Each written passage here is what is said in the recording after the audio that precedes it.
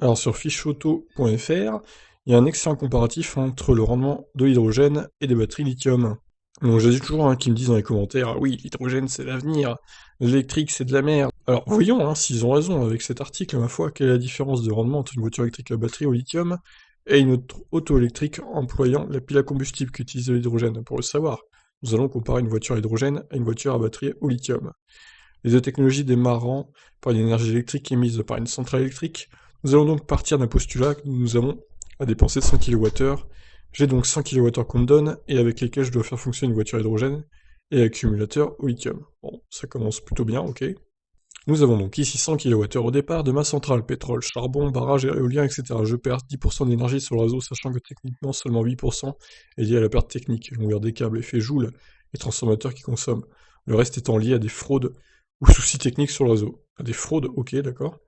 Nos 100 kWh perdent donc ici 10 kWh. 10%, nous tombons alors à 90 kWh. Vient ensuite le moment de recharger l'auto avec une perte évaluée à 12% selon l'ADEME. Une partie du courant est perdue notamment par effet joule et par le redresseur. Une batterie qui charge chauffe. Cette chaleur est directement issue des 90 kWh qu'on a reçus. Nos 90 kWh vont donc remplir ma batterie à hauteur de 79,2 kWh. On remarque au passage que le rendement, avant même l'utilisation du véhicule, est de 80% environ. Ce n'est qu'à partir de ce moment-là que je peux utiliser mon véhicule électrique, à savoir transférer l'énergie de ma batterie, courant continu, vers les moteurs électriques. Courant alternatif, les pertes sont estimées à au moins 10% entre les convertisseurs onduleurs et la perte dans les stators et rotors, selon la technologie. Les moteurs à réluctance variable étant les moins voraces, Tesla utilise cette technologie depuis l'apparition de la Model 3. Voilà, donc vous avez un schéma très clair. Donc, en gros, ouais, 30% de perte au final, quoi. Quasiment. Au final, j'ai utilisé pour la propulsion qu'environ 71 kWh par rapport aux 100 kWh au départ de la centrale.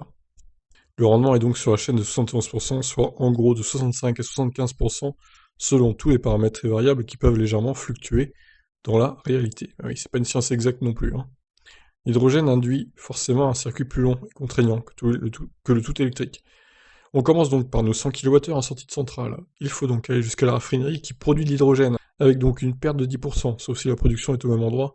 Dans ce cas, on est à moins de 1%, ce qui est peu, c'est clair. Dans le cas où je passe par électrolyse, j'aurai un rendement de 60 à 75%.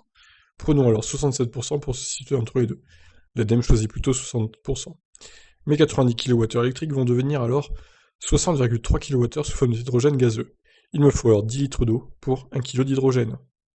Et là, l'usine à gaz commence. Il faut ensuite comprimer un minimum le gaz qu'on vient d'extraire pour le vouer à une utilisation routière, à savoir entre 350 et 700 bars. Cela prendra en moyenne 8% d'énergie que constitue ma base d'hydrogène. À compresser, ici j'ai 60 kWh d'hydrogène, soit à peu près 2 kg. Il me faut donc 4,8 kWh pour arriver à ça.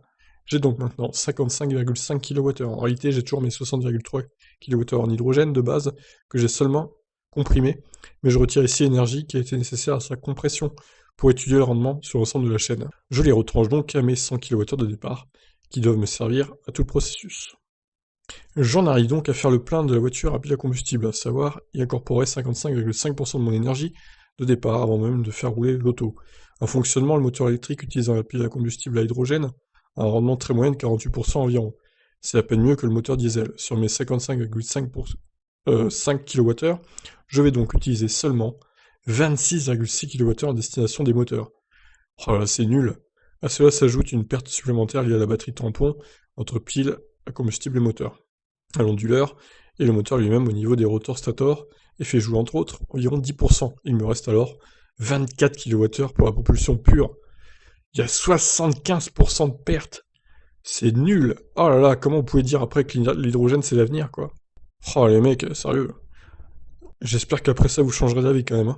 Le rendement de la chaîne est donc ici de 24%. Bien entendu, il ne faut pas prendre ce chiffre au pied de la lettre. Ce serait faire preuve de naïveté car les écarts sont liés à tout un tas de problèmes. Rendement de la centrale, de l'auto, etc. Grosso modo, cela va de 20 à 30% de rendement.